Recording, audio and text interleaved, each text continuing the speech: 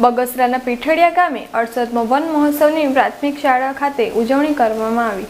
અમરેલી જિલ્લાના બગસરા તાલુકાના પીઠડિયા ગામે તાલુકા કક્ષાનો 68મો વન મહોત્સવની ઉજવણી પ્રાથમિક શાળા ખાતે કરવામાં આવેલ।